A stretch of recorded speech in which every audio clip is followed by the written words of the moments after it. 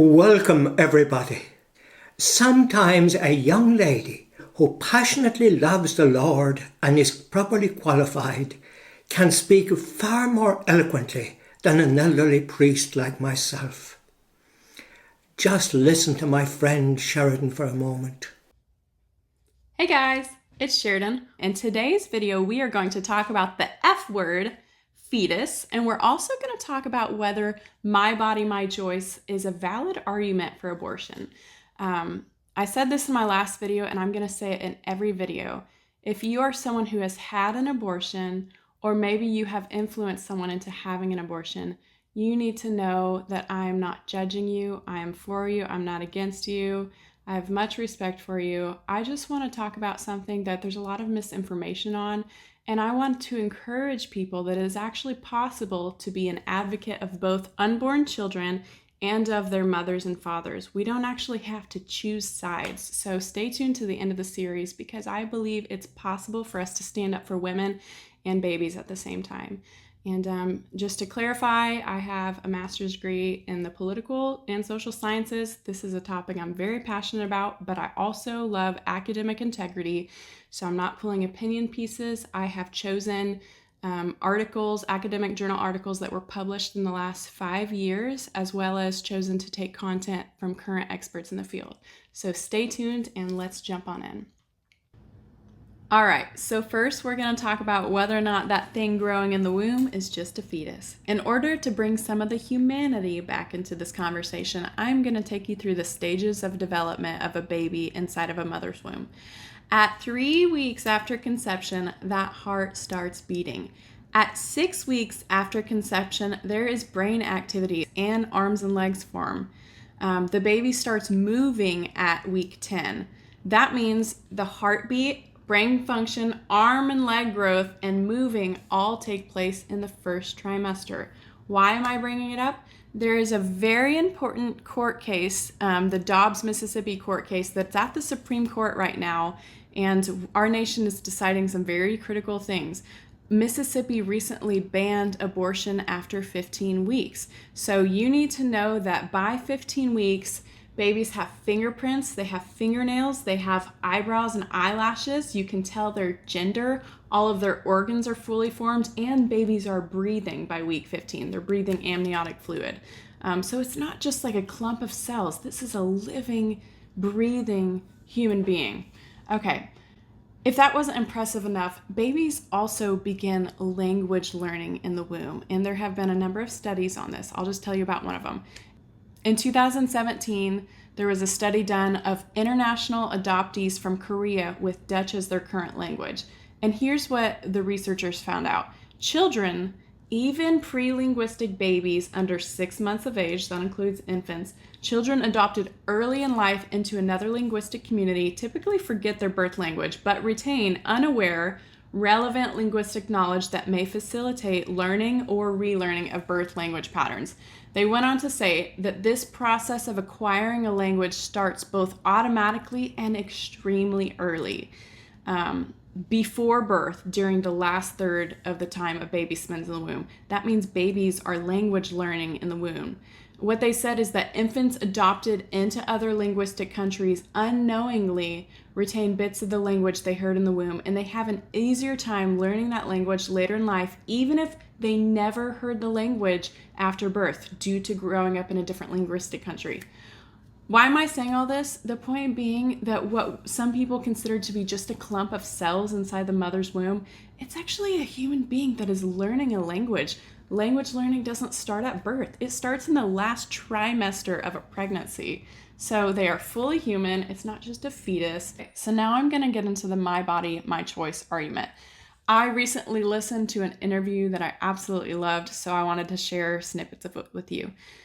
Senator James Langford recently interviewed Dr. Christina Francis on abortion, and what they talked about was so fascinating. Just so you know, Dr. Francis is a board-certified OBGYN, and she's also the chair of the board of the American Association of Pro-Life Obstetricians and Gynecologists. And just for any skeptics out there, I fact-checked her just to make sure what she was saying lined up. Okay. So when Senator Langford was asking her about taking care of pregnant women, Dr. Francis said, it's a complex process because we're taking care of two patients when we take care of pregnant women. And she said that any physician who takes care of pregnant women who's being honest will acknowledge that when we take care of a pregnant woman, we're actually caring for two patients and trying to maximize the health of both. When Langford asked her how early is fetal development and also when are those tissues of the baby different from the tissues of the mom, here's what she said. A lot of people think, well, we don't really know an exact point in time. This was the thought process that was alluded to during the Roe v. Wade decision. But she says we actually do, and it's not debated in scientific circles anymore. We know that at the moment of fertilization, a new, distinct, living, and whole human being comes into existence. This is scientific fact now. It's no longer debated. At the moment in time, you don't have a fertilized egg. The egg ceases to exist. The sperm ceases to exist. You now have a new human organism. They are fully human from that moment of fertilization, completely different from their mom. And then in my own research, I also found out that the baby has its own blood type, its own DNA. Obviously, we know it has its own body. But this means that the my body, my choice argument is really poorly reasoned, because science now shows that there is a distinct human being completely different from the mom, and it's no longer debated. So the my body, my choice argument is flawed. If you want that argument to actually be more accurate, what you are saying is their body, my choice, and that's very shaky ground to stand on. This begets the question, are babies people or are they property? And some of you think, well, maybe babies can be people or property. But I want to bring up an interesting point that Senator Langford alluded to. He was saying, this debate sounds eerily similar to the logic behind the 3/5 Compromise of 1787, saying that 3/5 of a state's slave population would count towards its total population, a number which was used for determining representation in Congress and the tax obligations of each state. So I looked a little bit into the 3/5 Compromise, and here's what I found out. It was an issue of whether to count slaves as people or property. Samuel Chase, one of the representatives from Maryland, said, slaves should not be considered members of the state more than cattle. So what Senator Langford was trying to say is that the same dehumanizing force that labeled slaves 3/5 of a person, it's the same force that said women could not own property or vote. And it's the same thing that's saying a baby in utero is not a human being but property, that it's okay to kill children simply because they are inconvenient. But we know now that they are fully human from the moment of fertilization. This is not something that is debated anymore in scientific circles. And yet I see people debating on Facebook. I see the media debating about it. And I just see the things that are said, they're said sincerely, but sometimes in complete ignorance. Guys, I've sat in the lecture halls full of pro-choice reasoning. I've watched the YouTube videos that made me question my pro-life values. And I've cringed at the antics of some pro-lifers who have good intentions, but they're just adding fuel to the fire. But in all of this, what is important? We have ended the lives of 62 million of our own children through abortion over the last 50 years. 62 million children in less than 50 years. Do we even understand the magnitude of that number? And I already told you in my last video that babies inside the womb feel pain as early as 8 to 10 weeks, which means that when we are aborting those children, we are actually torturing them. This isn't just putting an animal to sleep. This is torturing human, innocent life. I'm tired of us doing what's convenient instead of what's right. And I'm just saying, enough is enough. Will you guys join me in this fight to end abortion? Listen, it's not about being pro-choice or pro-life. It really isn't, because at the end of the day, if you truly value all life, you will see that it is actually possible to value unborn children, to advocate for them, but also to advocate for their mothers and fathers. I'm done drawing a line in the sand and be like, you're either pro-choice or pro-life. No, how about this? I'm for the mom and dad, and I'm also for the baby. Enough is enough with having to choose one or the other. I choose both of them. We're going to help both of them. So we're going to keep on talking about myths in future videos. But at the end of this series, I'm going to talk about solutions, but we got to cover the problem before we can talk about solutions. Stay tuned though, a solution is coming and you are part of that solution. All right, guys, if you liked this video, I ask you to like, subscribe, and hit that notification bell so that you can get future installments. And if this video was helpful, would you consider sharing it with a friend? Our nation is making some major decisions right now, and I just want people to be informed. Please feel free to leave comments down below. Let me know your thoughts, and I hope to see you guys in the next video. Take care. Have a good day. Bye. It appears to me that the abortion lobby has operated on the basis very successfully that if you repeat a slogan often enough, that people will come to believe it, regardless of whether it is true or not. Bob Blacker commented beneath one of my previous videos, "It's a myth that the baby is part of the mother's body, but this is the myth that is keeping abortion alive and popular. Let's work together to end that myth, using science to show them how wrong they are." And that is exactly what Sheridan has just done in this video. Please do share the link with as many people as possible.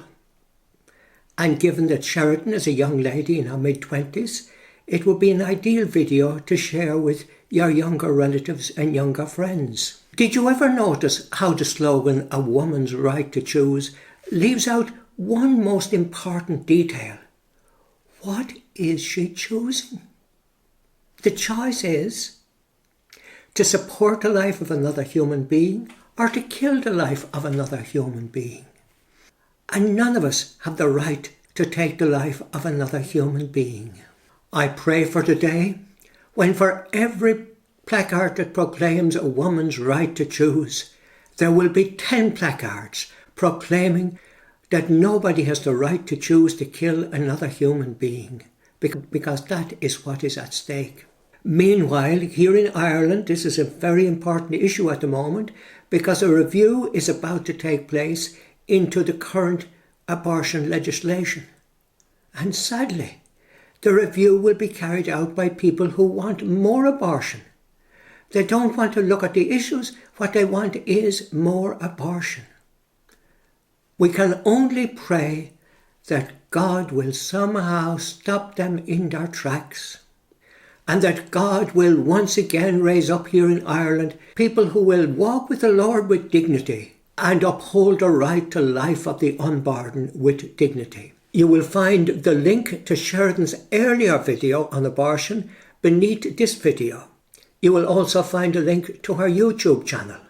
Sincere thanks to those of you who tune into this channel on a regular basis, and very especially to those of you who give the videos the thumbs up and those who leave the comments underneath. Deeply appreciated. I pray for the intentions of my YouTube family every day in Mass. And whatever your intentions are this day, I pray that the Lord's blessing, Jesus, who is with you right now, beside you right now, that his blessing will go out to you, and whatever your need is, if you're in pain, if you're sick, may his healing love go through you from the top of your head to the tip of your toes. May his healing love go through you at this moment from the top of your head to the tip of your toes. If you're praying for the conversion of family members, may the Lord bless and anoint your prayers. But whatever intention you are praying for, may God's blessing be upon you in the name of the Father and of the Son and of the Holy Spirit. Amen. God bless you and thank you.